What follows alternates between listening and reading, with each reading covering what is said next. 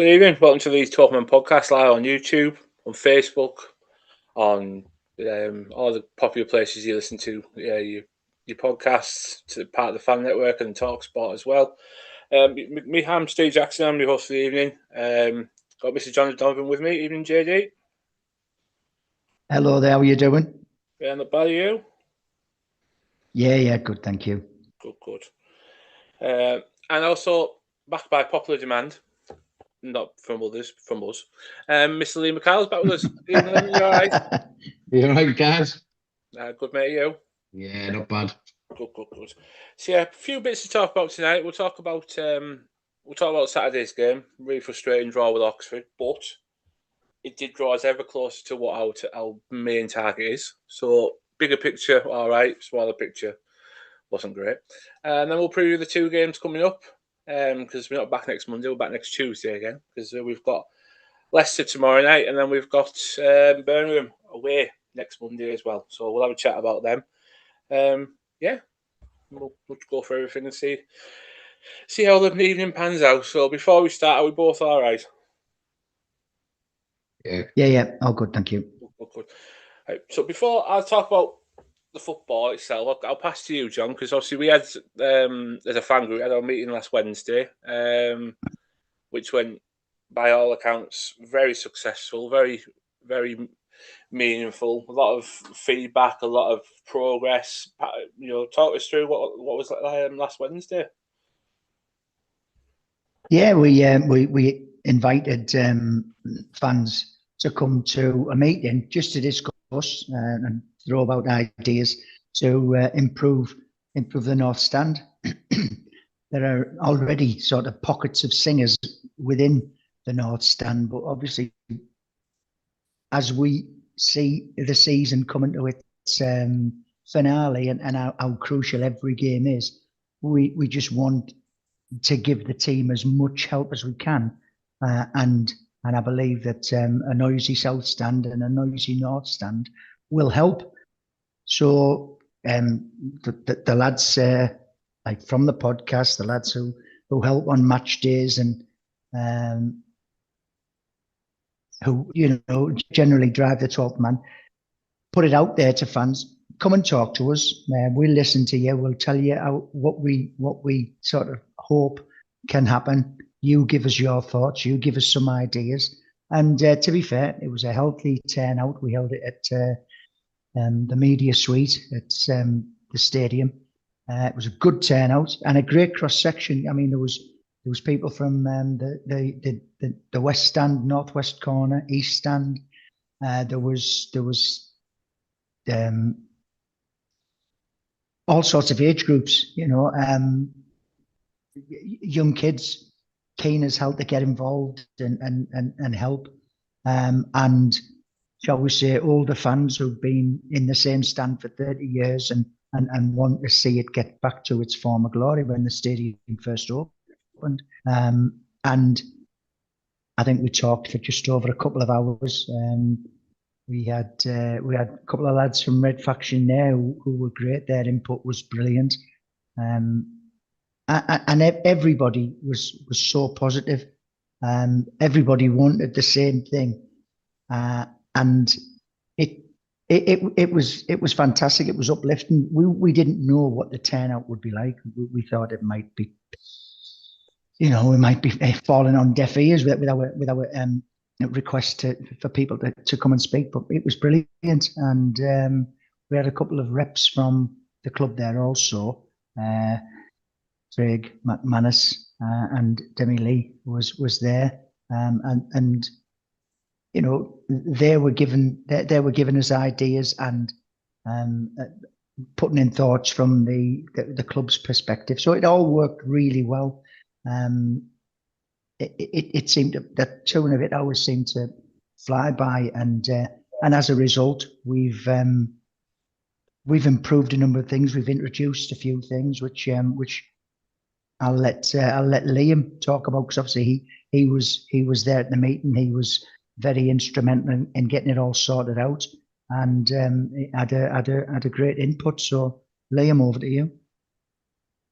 Yeah, like you said, John, I think it was a great meeting. Some great ideas. Hearing things like, because sometimes you have ideas to do stuff and you don't know if they're working. You might try it once or twice, think, oh, it's not working, but just being told to like give it a chance, to see how it goes. And things at the moment are brilliant at the club.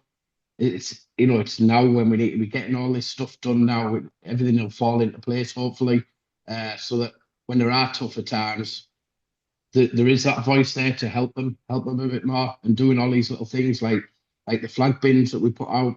I mean, they were great. I mean, I don't know if anyone's seen any videos from the weekend, but the North Stand with the surfer going across and all them flags, it looked fantastic in there. And I think that gets everyone going as well. I think that I honestly believe that did help with the atmosphere from the North Stand that day. Even like people volunteering for stuff. I mean, normally when we do the surfer, there's like 4 of us. Sometimes there's 3 of us and we can't do it. There was about 12 there, easy 12, and there could have even been more if we needed it. Just people in the meeting coming forward, giving the names and numbers, saying they want to help. Like John said, different ages. That's the thing. We want to involve people of all ages. It's not just for the older ones or just for the younger ones, but also speaking at the meet, like listening to people at the meeting, hearing different opinions, based on age. I mean, some might think, say in the North Stand, like obviously at the back, the 12-man lads stand all game, and some might think, well, some of the older people might not like that. But there's people in there. I think there was one bloke, sure he was about 70, and he was like, I'll stand. Like, he's not bothered.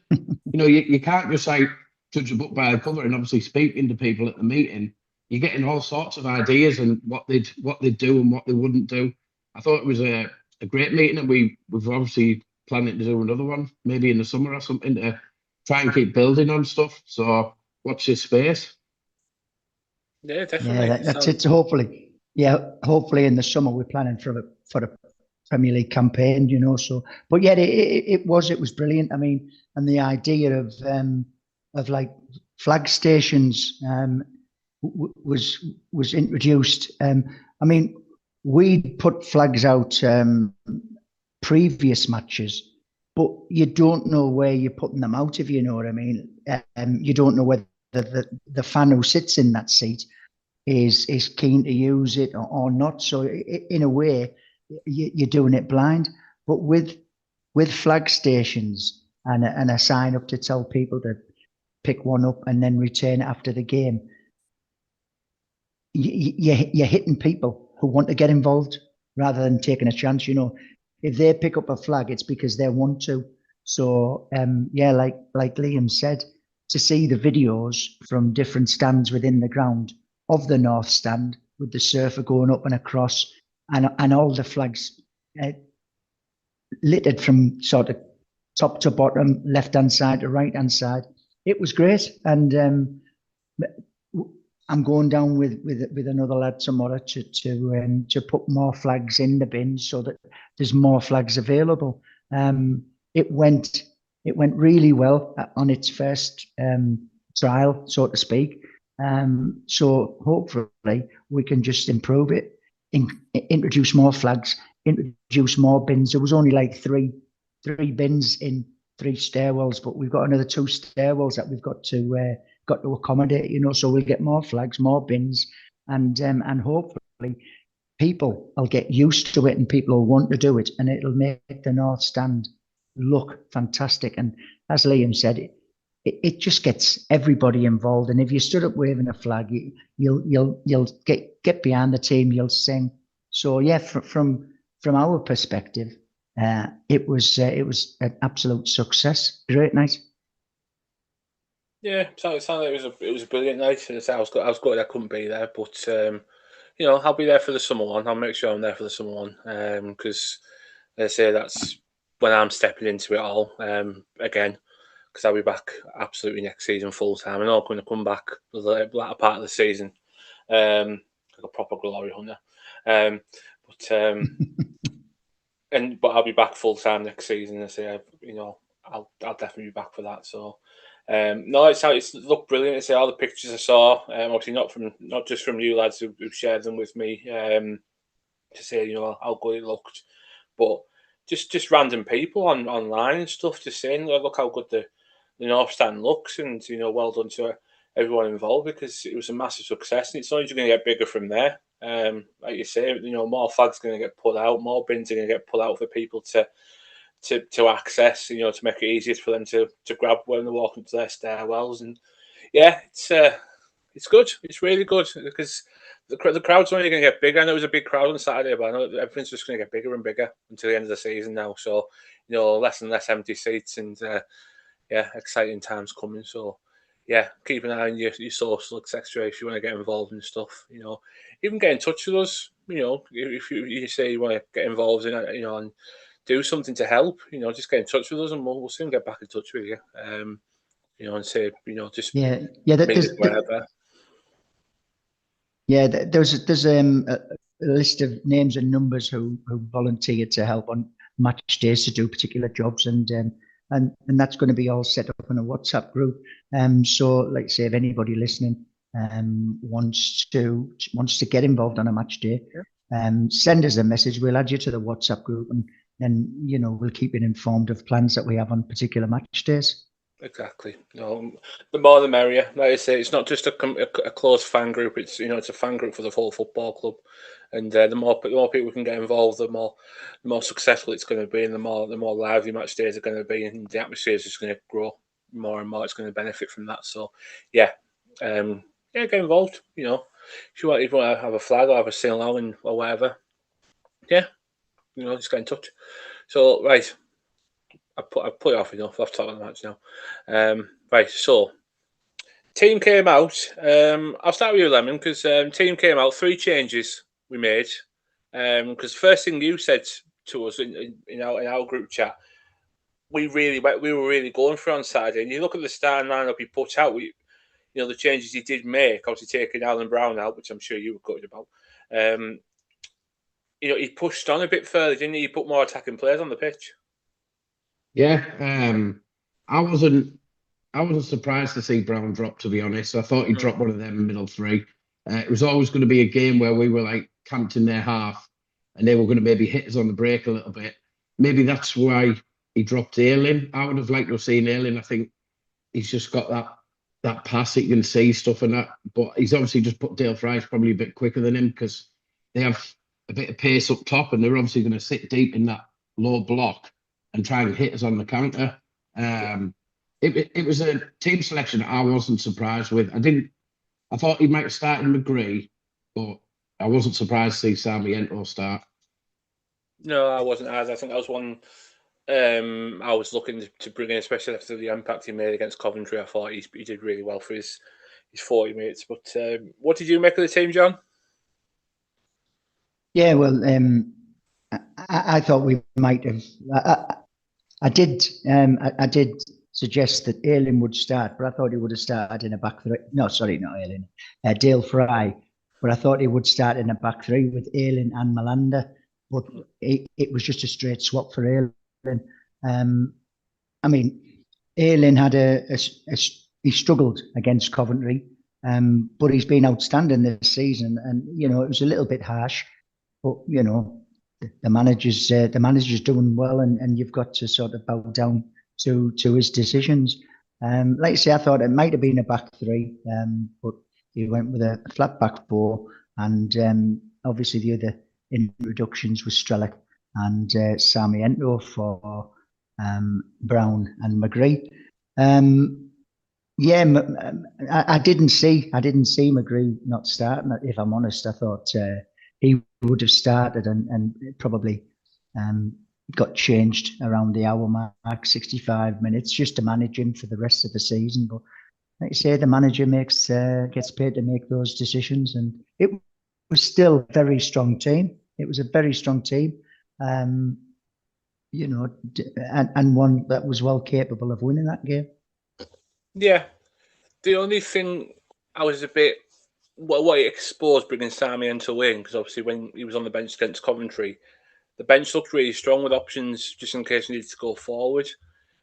When I looked at it on Saturday, I thought if we get stuck, like unfortunately we did, apart from McGree, there's nothing with. I mean, I know we had players on there, but there's nothing that really screams strength and impact if you get me, or am I being a bit too harsh when I look at that team? Because I just thought there wasn't enough on the bench. I thought we were just missing a couple of players on the bench.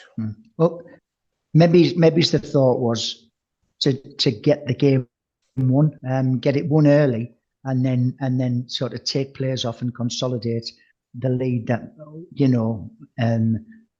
Hellberg thought we might have had, but it didn't turn out that way. Yeah, because I know obviously he brought a couple of players. Obviously, he brought McGree on, he brought Sen on, but I just thought we were lacking a little bit on the bench when you look at the bench itself. But we'll go through the game.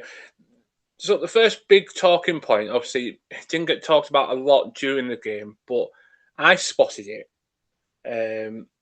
early on because obviously of what we picked up when Targett got penalised against Coventry. From the North Stand perspective, obviously where you guys have stood, I'll start with you, John. Was that a penalty early on that we should have had, or do you think it was a bit too close? Because his arm wasn't exactly in a natural position. His arm was way away from his body.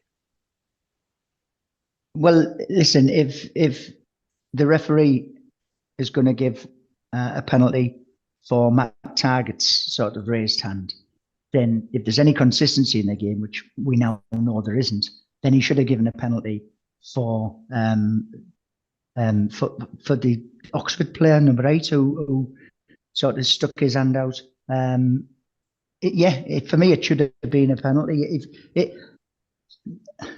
I would love to know why there's so much variation in similar incidents. I'd love to see similar incidents in a match be awarded the same outcome, but we just don't get that. It's just all inconsistencies.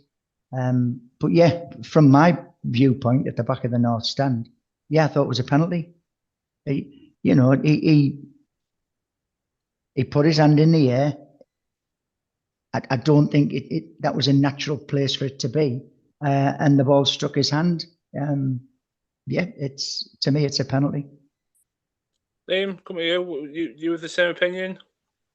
Yeah, I think it was a penalty. I think there's other factors to consider, that he wasn't really jumping or anything like that. He's turned round, but if anything, his arm should be, if he's turned round, his arm's sort of neck high. It's not up here.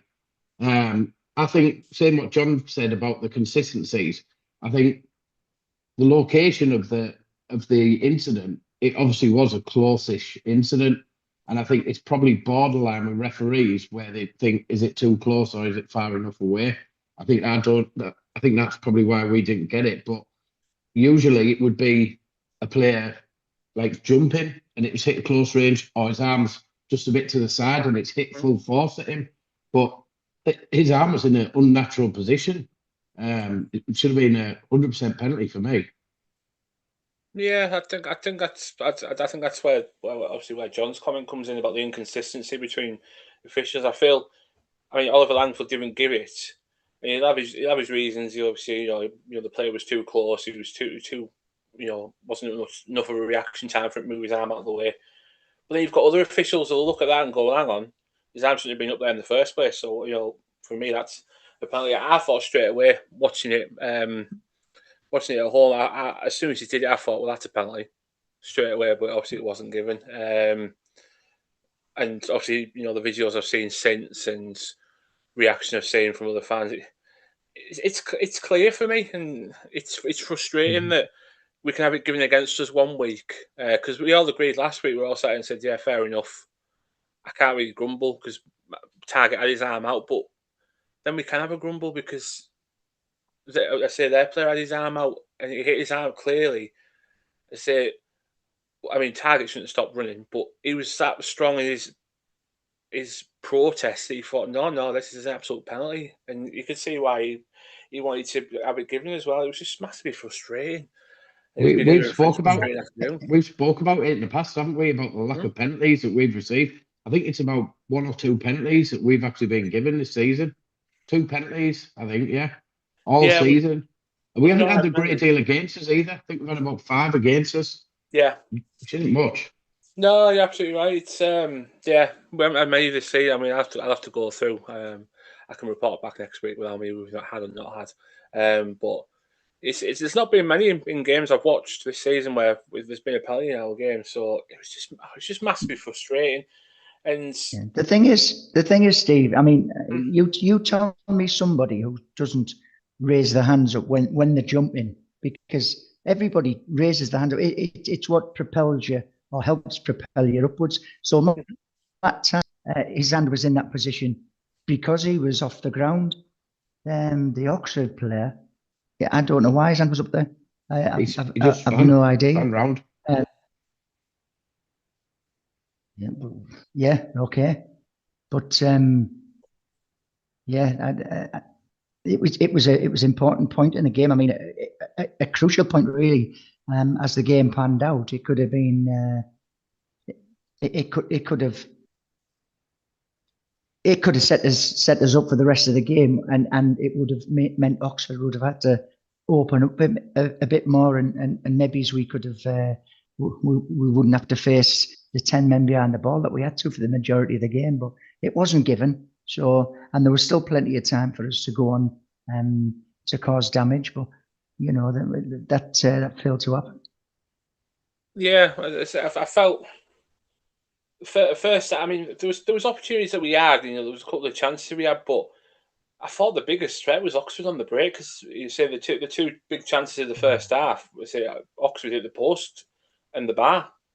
And say it was like you said, like they were set up to play on the break, and they hit us on the counter a fair few times really well, and it left us a bit vulnerable at the back at times. Yeah. Like I say, that's why I think you went with Dale Fry. I agree with John what you said about. I thought he was going to be in a back three. I thought he'd have gone a back three and put more bodies further up. But yeah, I thought Dale Fry and Malander coped with it well at the back. To be honest, you know, the really good pros, and it was always going to be a clean sheet for us, in my opinion. Yeah, because I know they hit us on the break, but as I say, they weren't the shots where they did hit the bar and the post. It was long range shots, so it was kind of like a shot out of nothing. That's probably as close as they got. I mean, that's not putting any disservice to what they did. They played really well for their point, Oxford. But the main chances really, John, came in the second half, and the big one was for Tommy Conway again. They say that chance he had. People are saying he should lovely be put through away, ball by and Strellick. I can't disagree. No, I agree. It was a lovely through ball by Strellick, and he just has to get something on it, but he didn't seem to get anything on it at all. Yeah, big chance. And like you say, we had others. You know, Hackney weaved himself into a good shooting position, but it didn't. The shot didn't materialise. I mean, I thought we got lucky as well. Slightly lucky second half when they broke through, and it was a one-on-one with Sol Bryn and I can't remember the Oxford player's name, but anyway, and as Sol Bryn, he committed himself to coming out. The Oxford player stood on the ball, and he lost possession, and I thought that was quite lucky. If he'd have just knocked it round Sol Bryn, it could have been a simple tap in for him, you know. So we did get a bit lucky with that one, but yeah, you're right. Tommy Conway should have got something on that. Yeah, it was another frustrating day. But you know, you look at things at 90 minutes, and you go down into concourse and you see the results, and you're thankful that you've actually come out of the day slightly better with regards to the chasing pack. Yeah, Coventry won before we kicked off, but we're in a stronger position now than the chasing pack. You know, on the chasing pack rather, and with one game less to play, it's getting into that sort of serious time, isn't it? Well, every game's going to be absolutely crucial, vital, you know. And I didn't think Oxford were that bad a team. I mean, even with 10 men, with 10 Oxford players, Coventry failed to break them down. Sunderland only beat them via a penalty in the FA Cup. So, you know, I know they're in the bottom three, but they're fighting for their lives. It turned out to be a good point. We all wish it would have been 3, but it turned out to be a decent point. It did, and you say, you know, I know obviously we're going through, you know, the battle that we are, but they've got their own battle. You know, they're 5 points from safety. They're fighting for their lives, and I mean, one of the things you said, Liam, straight after full time was, you know, all the other results went our way, and it's actually a point gained on everybody else because, you know, like John said, Ipswich got beat in a cracker 5-3 against Wrexham. Hull got beat in the earlier kickoff. Millwall got beat.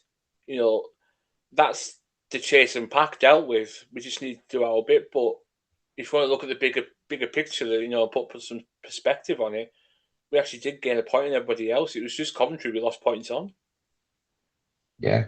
I think the only thing is, like, looking to Leicester is you don't want the players to feel that pressure, because they're going to feel a bit of pressure. Yeah. If they'd have got the win on Saturday, it would have eased things a little bit. You just hope that they don't feel that pressure, and hopefully the fans don't, you know, pick up on that and get the little 10 penneth within and actually get behind the lads on Tuesday, because they need us more than ever on Tuesday. Well, that's it. Because absolutely. Yeah, Leicester are going to be a same type of opposition. You know, I'm hoping that they're a bit more adventurous than Oxford were, but it's going to be difficult. They're fighting for their lives after the points deductions has dropped them into the bottom three. You know, they're fighting for their lives just like Oxford were. So yeah, it is going to be difficult, and I think that's why, despite a crowd of just under 29,000, I think that's why the atmosphere wasn't as good as previous home games. There's anxiety in the stadium. That there's nervousness. You know, yeah. Players and fans, we need to manage our expectations a little bit and not be too sort of quick to you know, nothing's given. You know, we've got to fight, and we've got to earn the right. And as supporters, we've got to help the team by getting behind them. It's anxious times for everybody, and it's only going to get worse. And games are going to be more tense as the season progresses. But you know, we just have to stay focused. And tomorrow night, another massive game. It's not a gimme. There is no gimmies in this division, unfortunately. You know, teams down the bottom are capable of taking points off teams at the top, as we've seen. So, you know, we have to stay with the team, stay positive, and shout the boys home for 90 plus minutes. Well, that's it. They say that, you know, if you compare it to a gauge, the gauge is not going to dial down. It's going to ramp up and up every game we get closer to the end of the season. Now it's not going to get any easier. It doesn't matter who you play now. You know, we know the Championship's a difficult league anyway, and every team in this league can beat anyone. I mean, take for instance yesterday. I know Sheffield United beat Sheffield Wednesday 2-1, but that could have easily gone wrong for Sheffield United. It really could have gone wrong for them. And you know, yes, it did cost Sheffield Wednesday the place in the league, but you know, that shows how strong the league can be and how unpredictable the league can be. I mean, Portsmouth got to Millwall. You know, there's a big example. You know, they're fighting for their lives and trying to get out of trouble, and they went to Millwall and won 3-1. You know, Millwall's got one of the better home records in the league. You know, they're doing really well at home this season. So it just shows anyone can beat anyone, and we've just got to be prepared for what's coming, really. But yeah, the words there's going to be. Sorry, I was just going to say there's going to be weeks where all results go against us. We've had runs of results that have been favourable for us, but that won't happen all the time. We've got to be prepared. You know that you know other teams won't do us any favours, but we're in a position where we can we can achieve our goal on our own without their favours. We'll take them, don't get me wrong, we'll take any favours that other teams give us, but we can do our job on our own. And as fans, we've got to help the team do that. Well, that's it. It's you know, it's yes, we've had weeks where, you know, results have gone right, a bit like Saturday, but there are going to be weeks where every other team around us is going to win, you know, and it could be, especially the way TV schedules and things are happening now, you know, we could be one of the last teams to play. You know, the weekend coming up, every team around us could win, and we've got to go to Birmingham and actually do something. So, you know, that just ramps the pressure up even more. So, we've just got to be patient as a fan base. We've just got to be patient. But the words, the most popular 2 words that came out of the draw on Saturday, John, was low block. Everybody's mentioned it. Maybe it's mentioned in the comments now when I'm looking on YouTube. That's something that's been a bit of a difficult obstacle for us, hasn't it? The low block. You know, teams have been more successful with that. I mean, Hull had that when they came to us at Christmas, got the goal, played the low block, and that was it, done. Won 1-0, and Oxford did exactly the same on Saturday, didn't they? Yeah, we've got to find a way of overcoming that, and I just thought we were trying to be a bit too perfect at times on Saturday. We had plenty of options of putting the ball into the box, but it seems as though we want that perfect cross right on the nut, you know, for one of the forwards, or right on the boot. But do you know what? There's times when sometimes if you get to the byline, you just sling that cross in hard and low. We've seen the number of goals that have occurred from defenders slicing it into their own net, defenders slicing it into their own player, and it bounces to the attacking team, and the ball's knocked in. Don't look to be too perfect at times, you know, and I just think sometimes we can be far more dangerous if we get that ball knocked in hard, low. We had plenty of players in the opposition box at times. Just try your luck. The goal doesn't have to be perfect. A goal's a goal, no matter how it goes in. So take a chance and just smash that ball into the box and see what we get. That's it. I found that a few times, especially in the first half. I think second half we seemed to pick up the pace a little bit more, but first half we seemed to be just looking for the overlappers on each of the outsides to make that run and to play that ball across the box. But really, it could have been a Hackney, a Morris, you know, even targeting Britain, just stepping back a little bit and just having a little look and just whipping it in.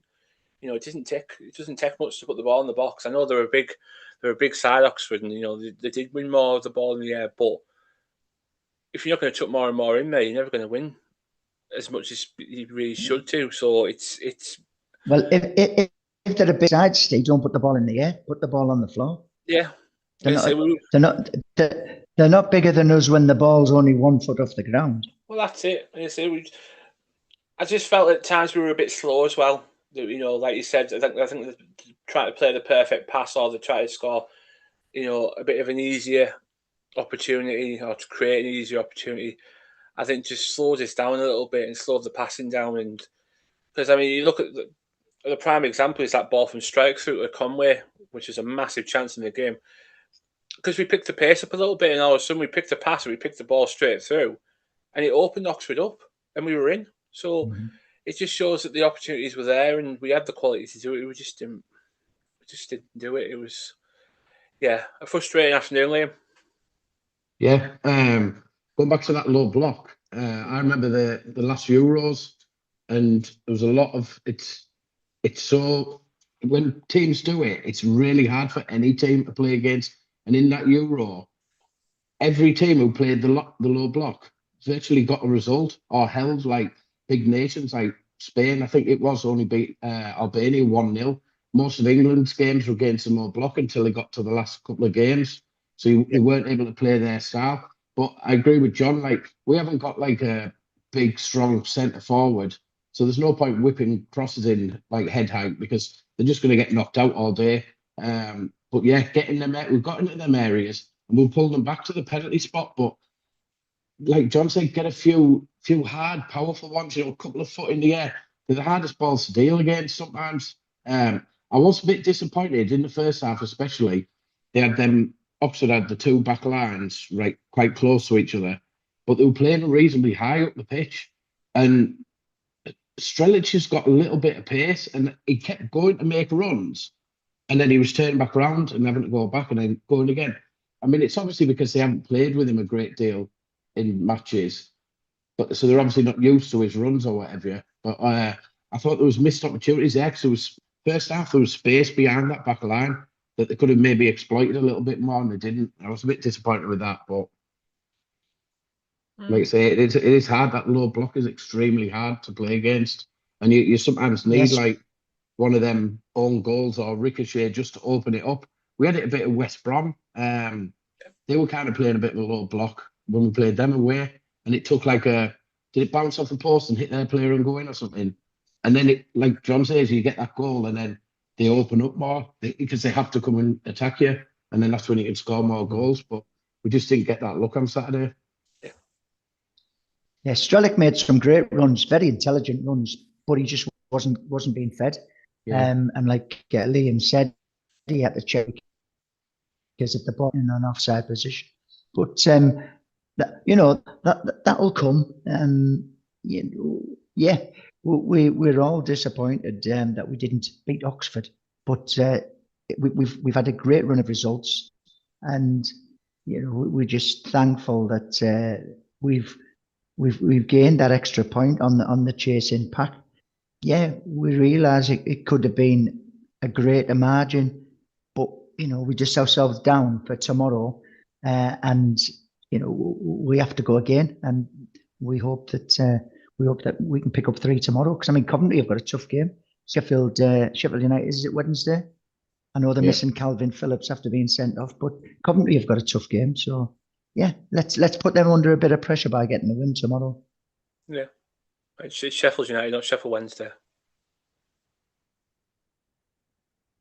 What did I say? You said Sheffield United on Wednesday. Don't worry, I know what you meant. Sorry, yeah. No, well, maybe I could play both of them. 22 against 11, that would be a good idea. Well, yeah, might as well. But no, you're absolutely right. We just got. I think a lot of I think as a fan base, I found this over the years, and I'm guilty of doing research. We dwell on past games a bit too much, and what if we'd done that or that or that or that. I think as Saturday was just one of them games where we just need to go. We could have been playing till next Sunday, and it was never going to happen. So we need to move on and just go again. Like you said, starting with Leicester on Tuesday. But before we talk about Leicester, let's talk about our man of the match. Liam, I'll start with you. Man of the match. I'd give it to one of the defenders. I thought Fry and Malanda coped really well. I'd probably give it to Britton overall because he was up and down that wing all day, up and down all day, getting forward, trying to make something happen, getting back, doing his bit at the back. I'd give it to him, I think. I don't think there was any really stand-out-ish man of the matches, but I'd give it to him. I agree.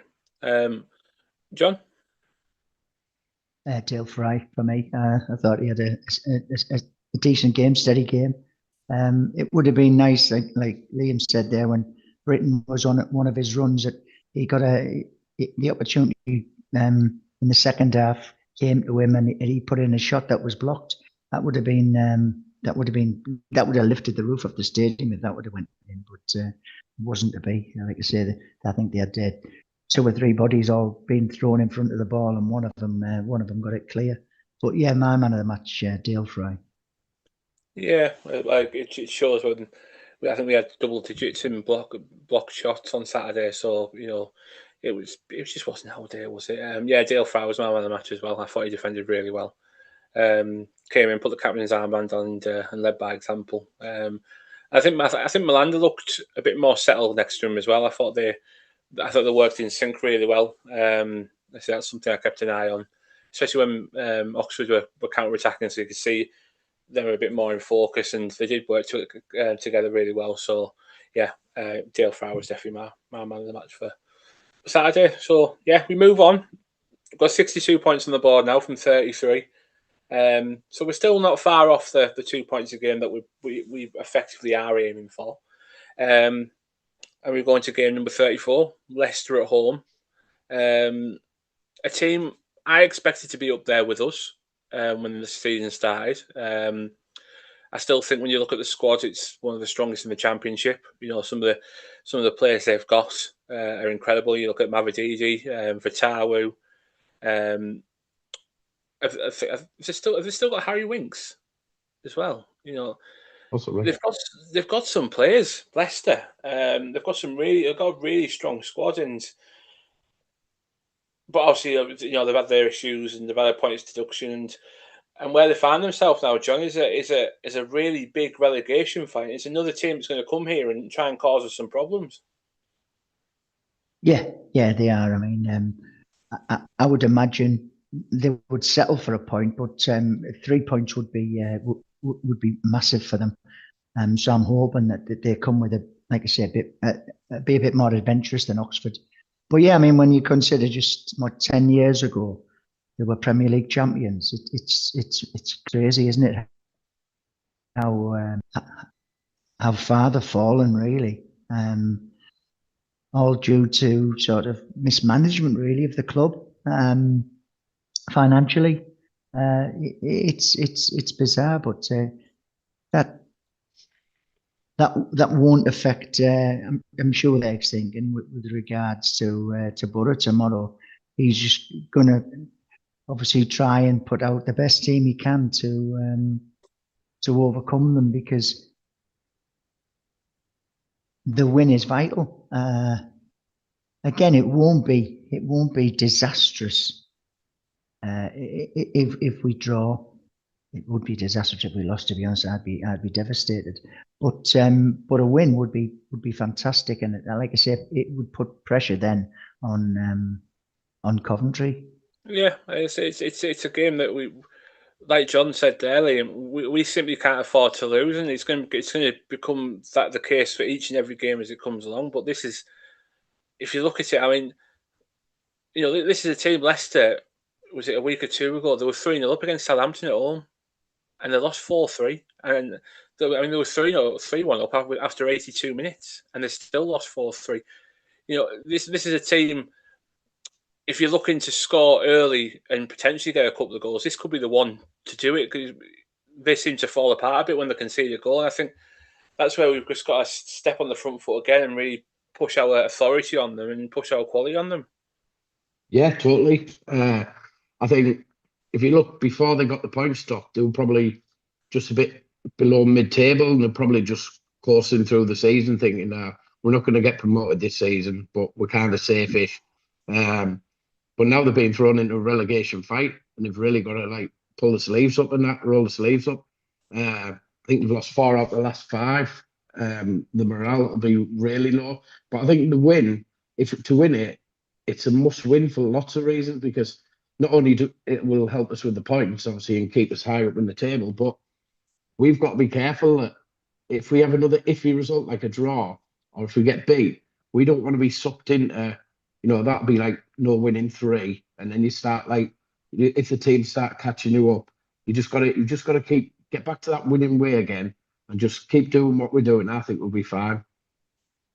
Well, that's it. We just have to focus on what we can do best, and what yes, people look and go, well, that's 2 games now without a win, but it's fine. If that's how we have to look at it, that's how we've got to look at it. And we just need to go back to basics a little bit, play the ball a little bit quicker. Just a bit of urgency with our players. I say, I thought we just took our time a little bit too much on Saturday, and I think that's probably what cost us. It give Oxford enough time to get the players behind the ball and play that low block, if you want to keep them mentioning them words. But yeah, we've got enough quality to do it. Of course we have. But John, could be changes that he'd made. I mean, is this the opportunity to go to a back 3 now, exploit the wings? And I know they've got strong wingers, Leicester, but for me, when you look at the likes of Fatawu and Mavididi, they're not likely to trek back and help out the back line. So is that something? I suppose a bit like Coventry, just get around the sides of them and see if we can get in, around the wings. Yeah, yeah, change as you mentioned. I think we'll see McGree start the game because I don't think he's as effective coming off the bench as he is starting. I'd rather get 60 productive minutes out of him from the start rather than 30, 35 unproductive minutes at the end of the game. I'm hoping we start with a really strong positive and try and get a hold of the game early on, and if we can get the lead, then I think we can go on to control the game. It's not going to be as easy as that, I mean, it sounds fairly simple, but Leicester are going to be desperate for the points. They're going to be scrapping, and they have, like you said, Jacko, they have got dangerous players that we have to keep an eye on. But I think we're more than capable of getting the win. And what is it? Sort of 19 points out of the last 24, something like that, is it? 8 games, 6 wins, 1 draw. Yeah, 19 points out of 24. It's good. It's good when you look at it like that. It gives you a bit of a lift, and that's what I'm focusing on. Not the defeat to Coventry and the draw against Sockford. I'm looking at 19 out of 24, and I'm hoping that we can get the win tomorrow. Yeah, definitely. It's bigger picture, not smaller picture. I think that what we mentioned a bit earlier as well. We need to look at that. We can't be, narrow minded. We've got to be, we've got to be bigger with our thoughts and and what's coming and what we've done, to put us in this position. You see, and Liam, I'll come to you. Any changes that you'd make? Just to, I suppose, balance it a bit more. Not go a bit gung ho. Just try and balance everything out a bit more. Yeah, I think they'll put McGree back in 100%. It'd be interesting. I think he might drop Strelic. I think he'll drop Strelic or Conway, and he'll put Brown back in.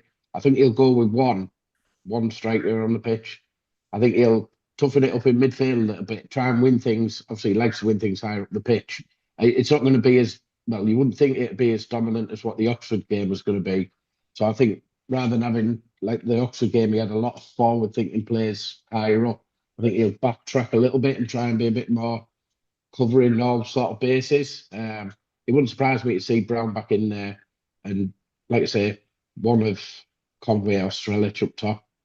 Yeah, but I can see him doing that as well. I had Strelic in my head to be dropped, to be quite honest. I love Strelic. I think he will be a success at this club. Not a lot of people have seen that, and he said he hasn't settled, and they're absolutely right. He hasn't settled, but there's quality about that boy. I remember when we first signed him, and then obviously we went to the international break pretty much straight away, and the goal he scored against Germany, at national level, he's got something about him. So yeah, we just have to stick with him, and play the kind of football that, I suppose we mentioned it last Monday, didn't we? The kind of football that he's more welcoming to. The ball being fed through to him. It's probably more his game. So yeah, maybe bring him out, put Conway in the middle, and have McGree and Sarmiento and Whitaker around him to try and feed him as much as I can. So, but if you look at the fixtures, John, I mean, the fixtures tomorrow night. I mean, Hull have got Derby. I think Millwall don't play till Wednesday night, but Ipswich go to Watford tomorrow as well. It's another opportunity, isn't it? Where people in the stands and everything are going to be looking. They're going to be keeping an eye on these games now, as we all do, and it just screams: get an early goal, settle us down, settle everyone down, and just take the game into our stride. Yeah. I mean, yeah, you're right. People will be looking at results elsewhere, but we're going to enter March, irrespective of tomorrow's result, in second place. That's brilliant. That's exactly what we'd have hoped for.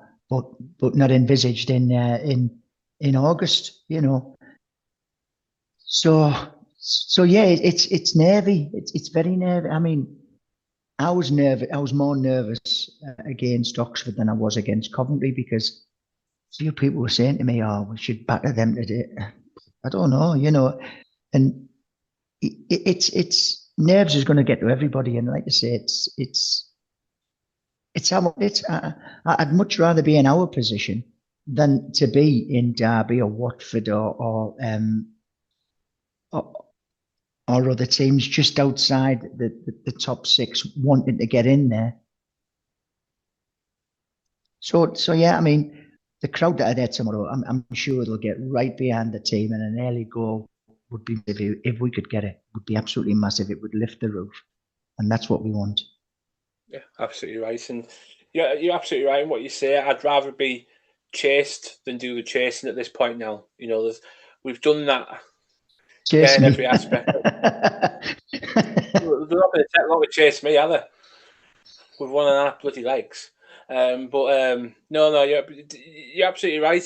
We've been in the position where we've had to do the catching up, and it hasn't worked. You know, we've fell short, and you know it's all been part of our doing. Unfortunately, part of our shortfalls.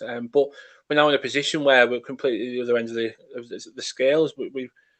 We've got to capitalise on what we've built, and not use the next 13 games to take it out brick by brick. You know, it's up to us. We can't rely on other teams. We've got to rely on ourselves. If we rely on ourselves, we'll go up. It's Yeah. you know, the only people that'll beat us is ourselves. That's how I fully believe. Yeah, it's seven games at home, 6 games away. Yeah, some of the very tough games, all of them. But you'd much rather have that that way around, wouldn't you? 7 at home, 6 away, than the other way around. So yeah, it's in our hands. It's up to us. And like I say, as fans, we've got to try and help play our part.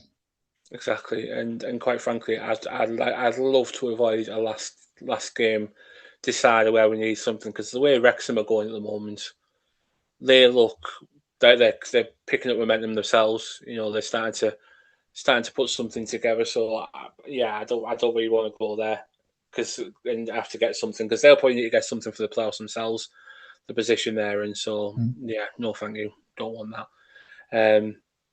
But get a quick score prediction off the pair of you for this one, and then I'll ask you an important question relating to the Birmingham game. So I'll start with you, Liam.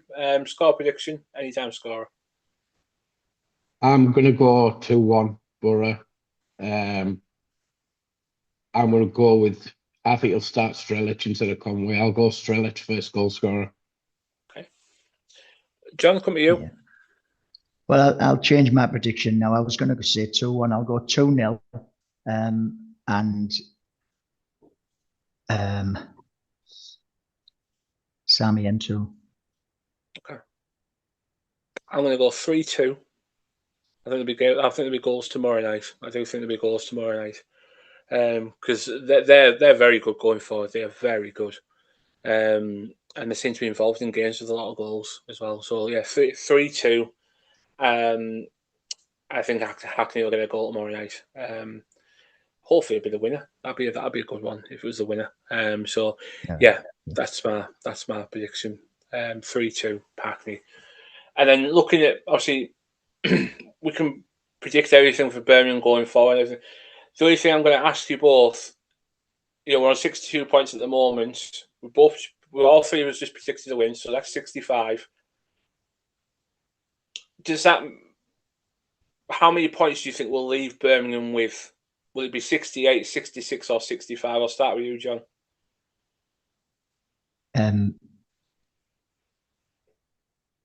But Birmingham have got a fantastic home record.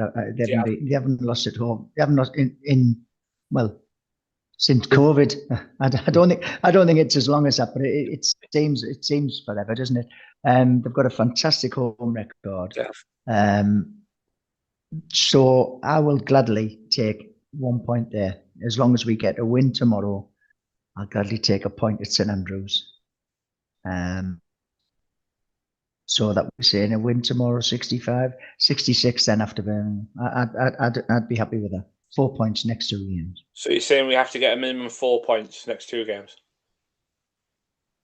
Well, you were saying, assuming we're on 65, what points do you think we'd be on after Birmingham? So I'm taking yes, the win against Leicester, and then a point at Birmingham. Okay. Liam, ask you the same question. I think regardless of the result tomorrow night, we're going to beat Birmingham. I think Borough, I call them the stat team. If there's a team who hasn't lost for a while, we beat them. And if the team who hasn't won for a while, they beat us generally. So I think it's the beginning of last season, the last time they got beat at home. And I'm going to go for, I think we'll get 3 points. I think we'll go there, and they haven't played a team like us yet properly, have they? So, like, if we can get a win tomorrow and get back to the nice little football we've been playing, go to Birmingham, St Andrews, get straight into them, get that early goal. It depends what results they get this week, because they're teetering on the edge of the playoffs at the moment. If they don't get a great result like a draw even tomorrow, and they're still out them playoffs, the crowd will get in their back if we get a goal early. I think we'll beat them. I'm more confident about Birmingham than I am tomorrow. Yeah, because they got Millwall Wednesday night, Birmingham. So that's a massive game for them now. It's a game we've got to keep an eye on as well. But you're absolutely right. The 2 points outside the playoffs. And the pressure is on them a little bit as well, because they were tipped to be one of the teams to be in the playoffs this season. The amount of money they spent, and they spent again in January. So pressure is a little bit on them. So you're saying we're going to have 68 points then by Monday? Well, I said regardless of what the result is tomorrow, we'll win on Monday. So yeah, I don't think we'll get beat tomorrow. So similar to John, I think we'll definitely have 4 points. Definitely have 4 points out of the next 2 games. Yeah, I'd agree with that. I think we're going to have 4 points out of the next 2 games. There'll be one game we'll draw and one game we'll win. I don't know which way it'll come round. Unless we win tomorrow, and then we're winning against Birmingham, so there's 2 wins. That's exactly what you want, isn't it?